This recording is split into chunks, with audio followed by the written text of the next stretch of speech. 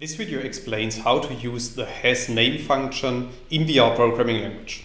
So without too much talk, let's dive into the R code.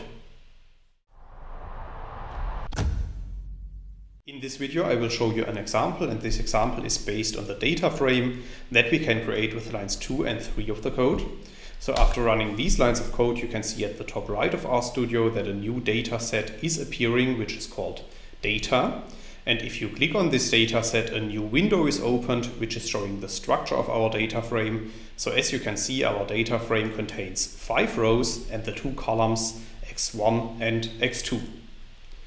Now let's assume that we want to use the hasName function to check if a certain column is existing in our data frame. Then we can apply the code that you can see in line 5. And in this line of code, I'm applying the hasName function to our data frame, which is called data.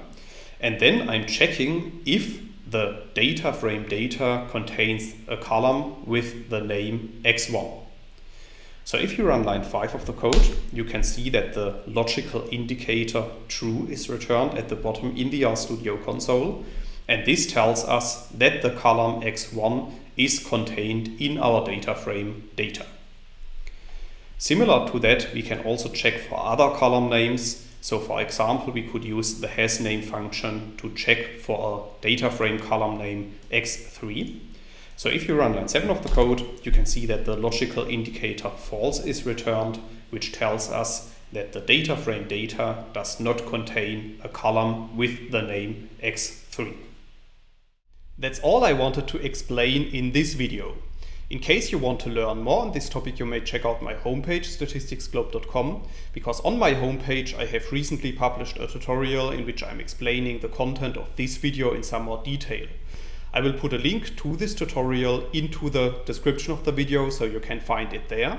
If you have liked this video or if you have any questions, let me know in the comments section below. I'll try to respond to all comments as soon as I can. Furthermore, make sure to subscribe to my YouTube channel to get notified about future video releases. I have already published about 500 videos on this channel, and I'm releasing new videos on a daily basis. Thanks a lot for watching. See you in the next video.